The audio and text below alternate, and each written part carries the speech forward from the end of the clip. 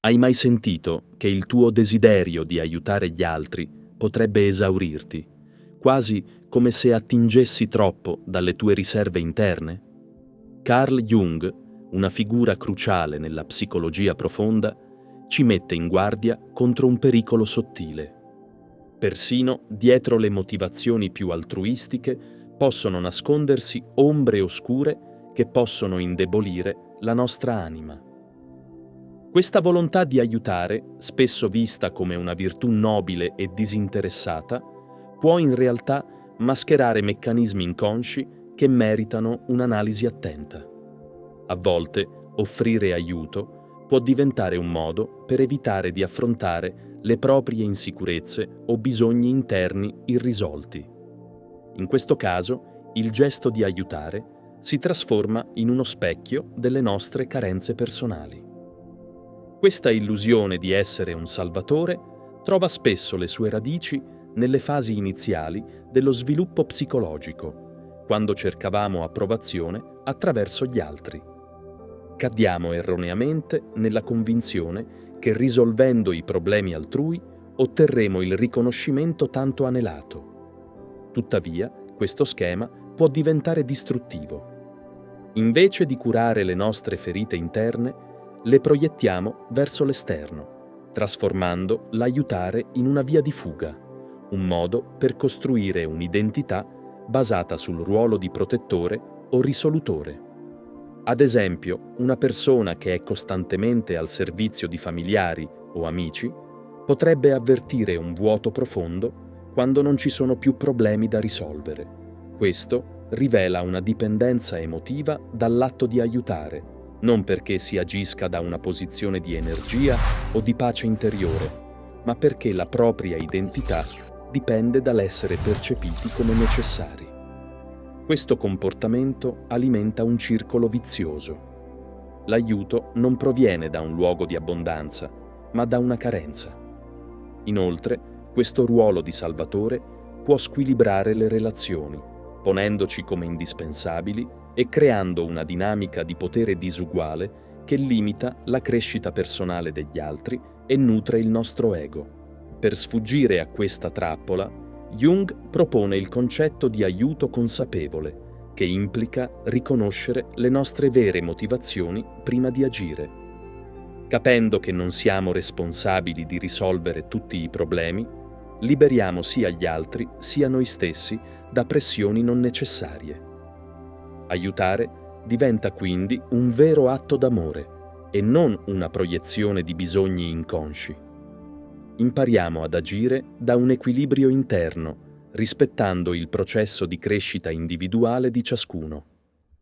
Il complesso dell'eroe è un archetipo potente che, secondo Jung, può essere allo stesso tempo ispiratore e limitante. Ci spinge ad assumere il ruolo di salvatore, spesso in situazioni che superano le nostre capacità o responsabilità. Anche se l'eroe desidera il meglio per gli altri, spesso lo fa a detrimento del proprio benessere. Questo complesso deriva da una narrativa culturale radicata profondamente, che vede l'eroe, dai miti greci alle storie moderne, sempre come colui che salva la situazione contro ogni pronostico. Ma nella vita reale, questo ruolo è molto più gravoso e raramente si conclude con un finale felice. Prendendo su di sé i problemi altrui, l'eroe rischia di esaurirsi emotivamente e di perdere di vista le proprie esigenze. Consideriamo i genitori che cercano di risolvere tutti i problemi dei figli, sia accademici che emotivi. Sebbene siano mossi da un sincero desiderio di proteggere e guidare, queste azioni privano i figli dell'opportunità di imparare a gestire le proprie sfide. Il complesso dell'eroe danneggia non solo i genitori, ma anche lo sviluppo dell'autonomia dei figli. Similmente, nel contesto lavorativo, i leader che assumono tutte le responsabilità del loro team, convinti che senza di loro tutto crollerà, finiscono per esaurirsi. Paradossalmente, questo indebolisce il team, che diventa incapace di operare in maniera indipendente. Carl Jung ci invita a riflettere sui limiti intrinseci del complesso dell'eroe. Riconoscere che non possiamo salvare tutti è un elemento fondamentale per l'individuazione, il processo attraverso il quale integriamo tutte le parti della nostra psiche. Invece di portare il peso del mondo sulle spalle, possiamo imparare a sostenere gli altri mantenendo il nostro equilibrio personale. In questo modo, l'aiuto diventa un gesto di amore e saggezza, piuttosto che un onere che ci imponiamo. Questo non significa trascurare chi aiutiamo, ma offrire loro sostegno da una posizione di equilibrio e chiarezza. È altresì fondamentale distinguere tra aiutare e controllare. L'eroe, mosso dal sincero desiderio di proteggere, può cadere nella trappola di voler dirigere la vita degli altri, convinto di sapere ciò che è meglio per loro. Anche se mossa da buone intenzioni, tale attitudine può essere percepita come invadente o paternalistica. Imparare a rispettare i limiti e i processi individuali è essenziale per trasformare il complesso dell'eroe in uno strumento di autentico supporto. Jung sottolinea l'importanza dell'autocura mentre assistiamo gli altri. Essere un eroe non significa sacrificarsi completamente. Al contrario, implica riconoscere che la nostra forza interiore deriva da un equilibrio tra dare e ricevere. Solo quando siamo in pace con noi stessi possiamo diventare una vera fonte di sostegno per chi ci circonda. Carl Jung suggerisce che l'altruismo può avere un lato oscuro. L'altruismo, spesso considerato una delle più grandi virtù umane, può celare un aspetto più sinistro. L'ombra dell'ego, egli avverte, nasconde il fatto che molte azioni altruistiche scaturiscono da un bisogno inconscio di riconoscimento, potere o validazione personale. Quello che appare come generosità potrebbe in realtà riflettere un desiderio egoistico di sentirsi indispensabile. Pensiamo, ad esempio, a chi offre costantemente aiuto, anche quando non richiesto. Questa persona potrebbe cercare ammirazione o cercare di rafforzare la propria autostima attraverso la gratitudine altrui. Sebbene queste azioni possano sembrare altruistiche, sono spesso motivate da una ricerca di approvazione. Questo tipo di altruismo non promuove relazioni genuine, ma perpetua dinamiche di controllo e dipendenza. Inoltre, quest'ombra dell'ego può portare a comportamenti passivo-aggressivi. Se l'altruista non riceve la gratitudine o il riconoscimento attesi, potrebbe sentirsi ferito o sviluppare rancore.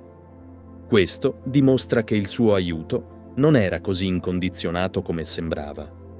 Così facendo, l'altruismo diventa uno strumento per alimentare l'ego, anziché una vera espressione di amore o compassione. Carl Jung enfatizza l'importanza dell'auto-osservazione per superare queste ombre. Riconoscere le nostre motivazioni nascoste ci permette di trasformare le nostre azioni in espressioni autentiche di compassione. Non si tratta di smettere di aiutare, ma di farlo da un luogo di autenticità, senza aspettarsi nulla in cambio. Aiutare con il cuore e non con l'ego non solo supporta veramente gli altri, ma ci permette anche di crescere come individui.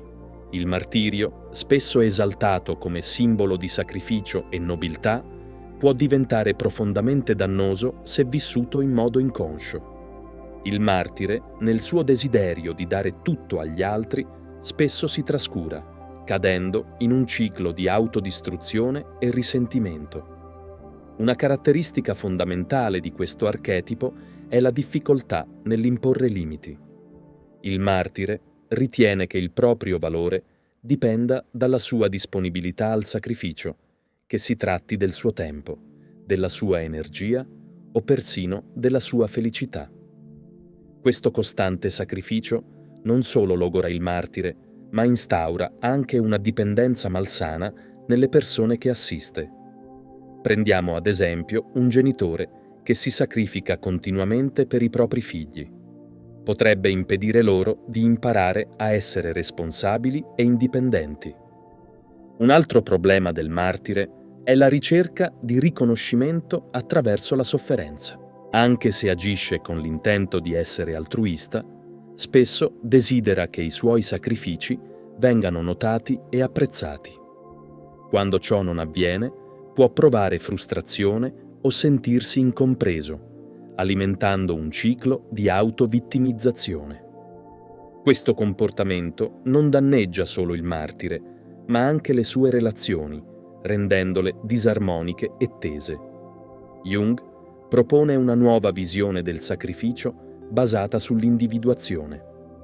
Invece di sacrificarsi completamente, dovremmo cercare un equilibrio tra dare e ricevere, riconoscendo le nostre esigenze e stabilendo limiti sani.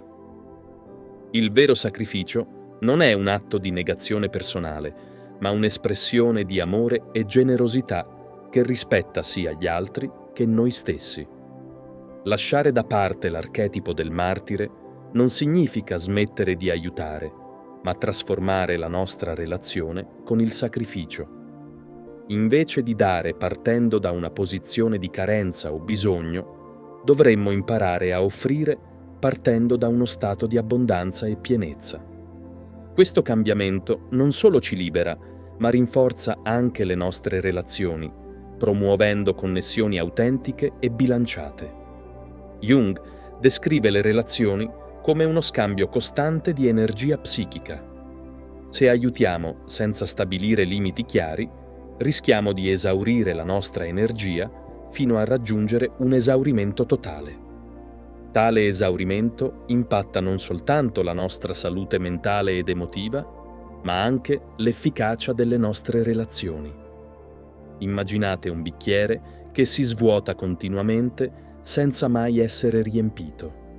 Alla fine si prosciugherà e non sarà più in grado di soddisfare nemmeno i bisogni più elementari.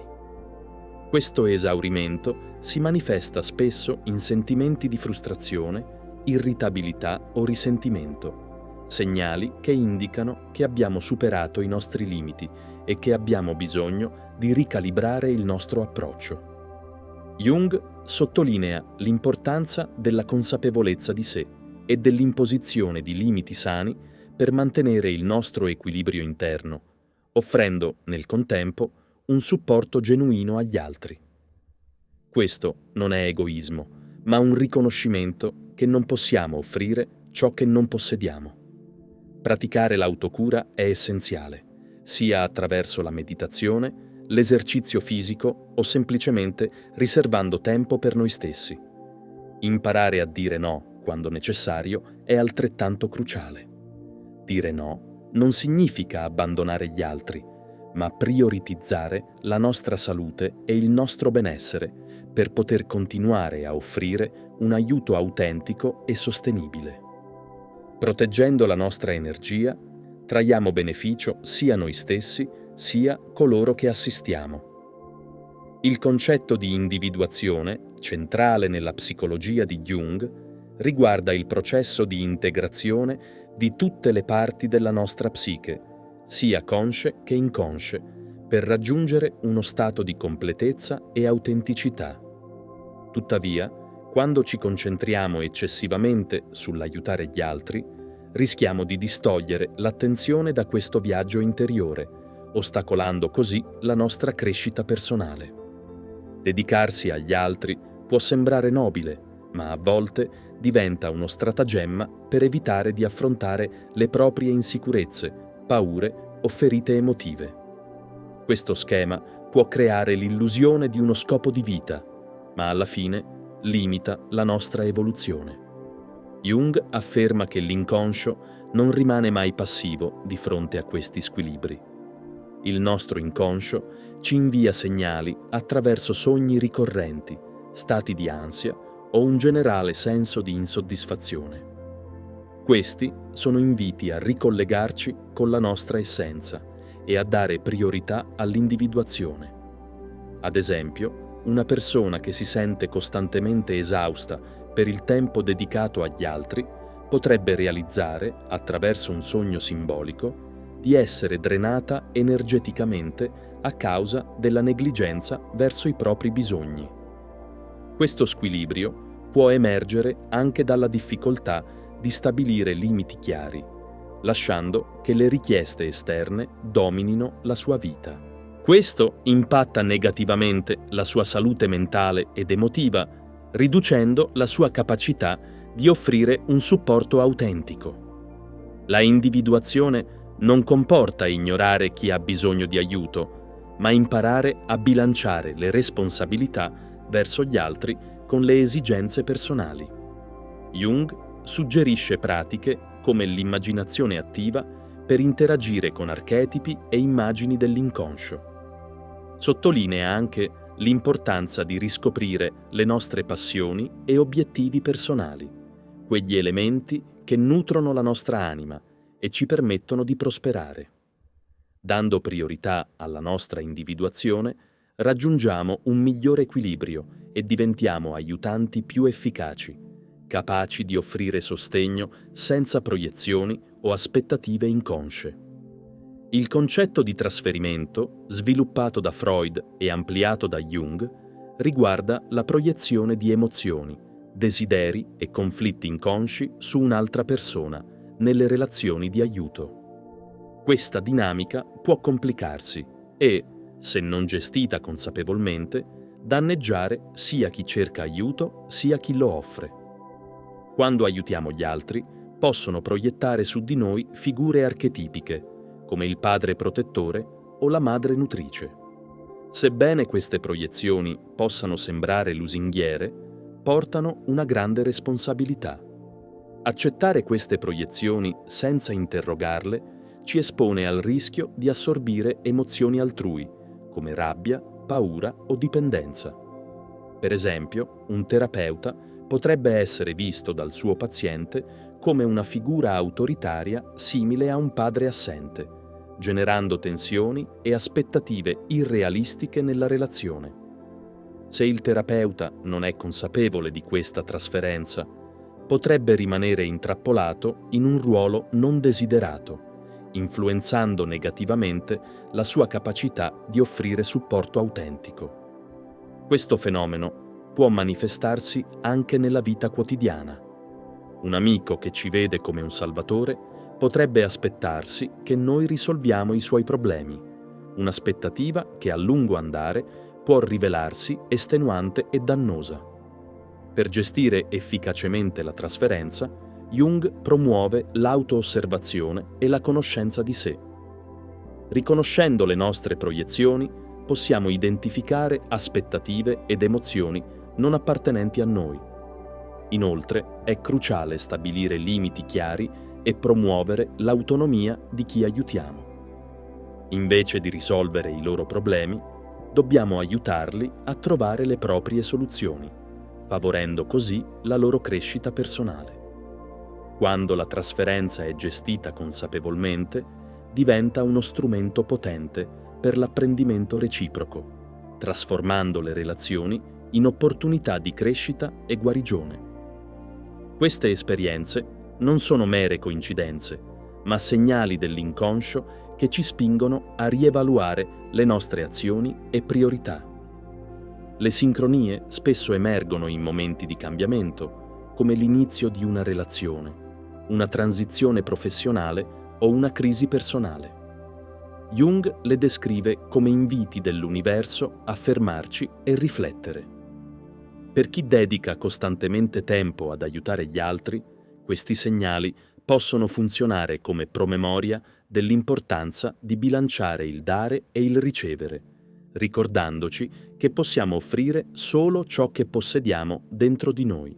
Riconoscere e lavorare con la sincronicità richiede apertura all'intuizione e attenzione ai simboli che emergono nella nostra vita, non per trovare un significato in ogni dettaglio, ma per osservare i modelli ricorrenti che riflettono la nostra psiche. Onorando queste indicazioni, possiamo allineare le nostre decisioni con il nostro benessere e restaurare l'equilibrio nelle nostre relazioni e azioni.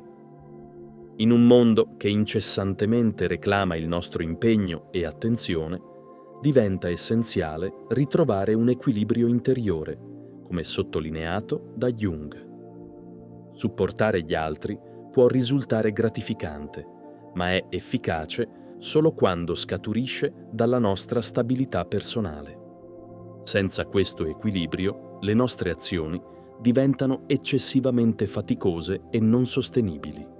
Riconoscere le proprie esigenze personali è il primo passo verso il recupero di tale equilibrio.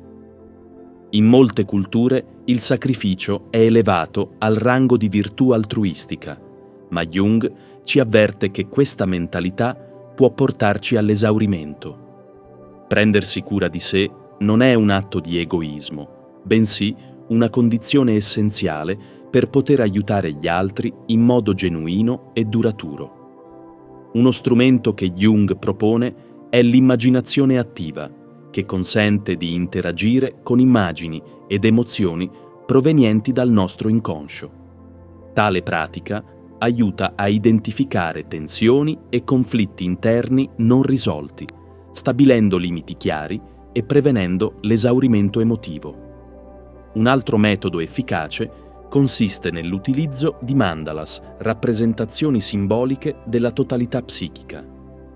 Disegnare o meditare su un mandala può calmare la mente e centrarci, ricordandoci il nostro posto all'interno di un insieme più grande. Questo esercizio risulta particolarmente utile per chi si sente sopraffatto dalla caoticità della vita causata da pressioni esterne.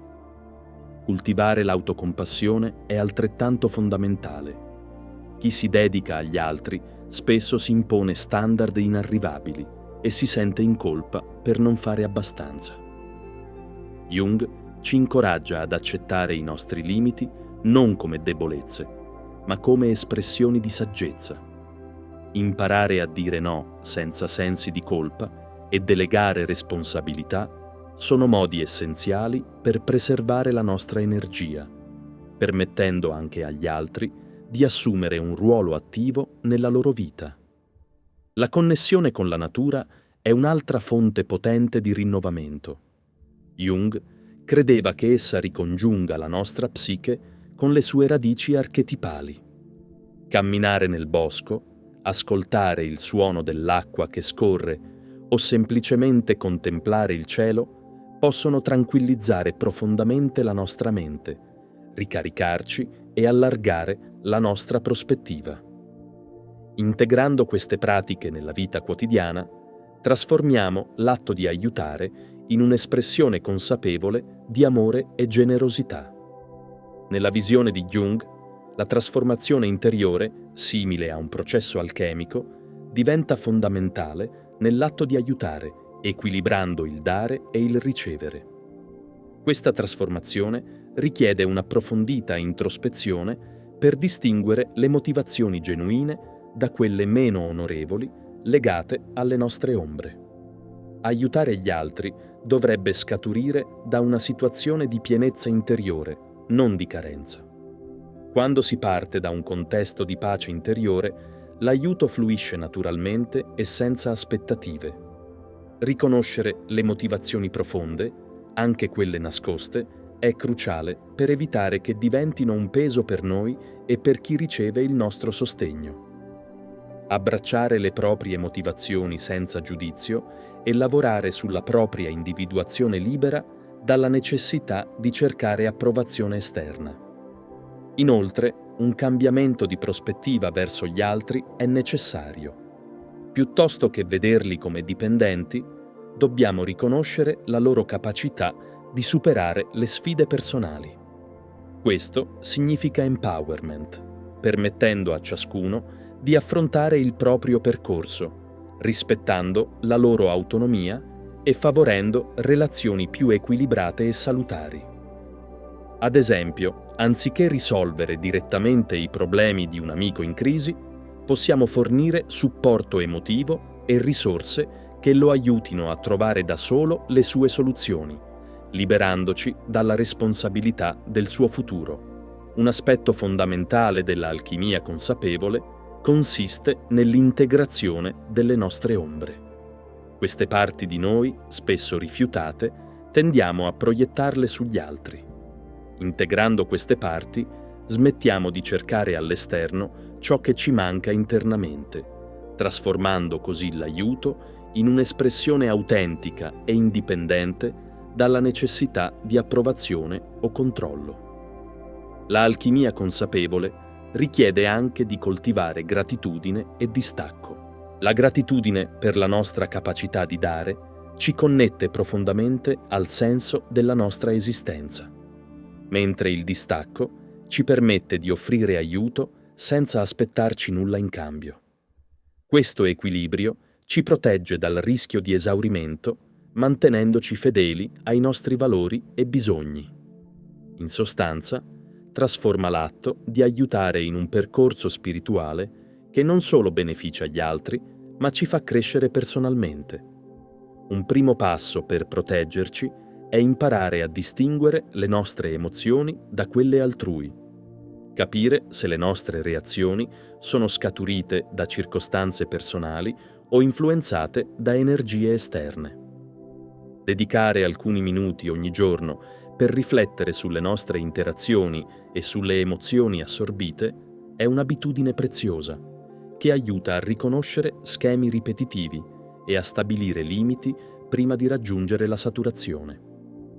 Un altro strumento efficace è la visualizzazione. Carl Jung credeva fortemente nel potere dei simboli per aumentare la resilienza.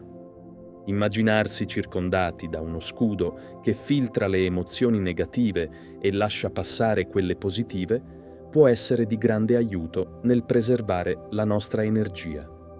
Saper dire di no è un altro aspetto cruciale della protezione emotiva. Può essere difficile, soprattutto per chi è naturalmente inclinato a prestare aiuto, ma stabilire chiari confini è un segno di rispetto verso se stessi. Rifiutare non significa abbandonare gli altri, ma piuttosto riconoscere i propri limiti e tutelare la propria salute mentale. Prendendoci cura di noi stessi, garantiamo che il nostro aiuto sia genuino, equilibrato e sostenibile. Il benessere personale gioca anche un ruolo chiave. Pratiche come la meditazione, l'esercizio fisico o il contatto con la natura possono rigenerare notevolmente la nostra energia. Carl Jung enfatizzava l'importanza di riconnettersi con il naturale per ritrovare l'equilibrio psichico. Questi momenti di rinnovamento non solo rafforzano la nostra resilienza, ma creano anche un fondamento solido per supportare gli altri efficacemente. In ultima analisi, proteggere il nostro benessere emotivo è indispensabile per mantenere la stabilità mentre assistiamo gli altri. Nella psicologia junghiana, l'ombra simboleggia quegli aspetti inconsci della nostra psiche che reprimiamo o ignoriamo, influenzando le nostre decisioni e comportamenti, soprattutto nelle relazioni di aiuto. Integrare la nostra ombra non solo trasforma la nostra personalità, ma anche il modo in cui interagiamo con il mondo. Talvolta chi cerca continuamente di risolvere i problemi altrui può in realtà cercare di colmare un vuoto interno o una sensazione di inadeguatezza. Quando queste motivazioni restano inesplorate, possono alterare i nostri rapporti. L'atto di aiutare, quindi, potrebbe trasformarsi in un modo per esercitare controllo o imporre la nostra visione. Un'analisi onesta di se stessi e la capacità di riconoscere se proviamo soddisfazione, frustrazione o rancore quando aiutiamo sono fondamentali. Questi sentimenti sono indizi utili per capire le nostre motivazioni più profonde e agire in modo consapevole, anziché impulsivo. È essenziale riconoscere che coloro ai quali offriamo aiuto portano con sé anche i propri conflitti interiori. Spesso possono trasferire su di noi le loro insicurezze, vedendoci come eroi o figure autoritarie. Capire queste dinamiche ci aiuta a gestire le relazioni con più chiarezza ed empatia. Occuparsi delle nostre zone d'ombra ci spinge inoltre a riconsiderare il nostro rapporto con i lati luminosi e visibili della nostra personalità. Se ci concentriamo eccessivamente su di essere altruisti o sempre positivi, rischiamo di ignorare chi siamo veramente. Mantenere un equilibrio tra luce e ombra ci consente di offrire un aiuto più onesto, non condizionato da aspettative esterne. Carl Jung ci insegna che il bilanciamento tra ombra e luce è un percorso continuo. Non si tratta di raggiungere la perfezione, ma piuttosto di accettare la nostra natura duale come esseri umani. Riconciliando questi due elementi, trasformiamo il modo in cui offriamo aiuto. L'assistenza non è più guidata da necessità o egoismo, ma è espressione di autenticità e integrità. Questo cambiamento non solo arricchisce il nostro rapporto con noi stessi, ma migliora anche le nostre relazioni con gli altri, favorendo legami profondi, equilibrati e significativi. Questo approccio ci permette infine di aiutare in modo soddisfacente sia per noi che per coloro che supportiamo. Ringrazio molto per aver ascoltato questo messaggio. Ricordati di non perdere i prossimi contenuti, metti mi piace a questo audio e condividilo con le persone care. Questo messaggio è prezioso e merita di essere diffuso, affinché tutti possano diventare consapevoli di questi concetti.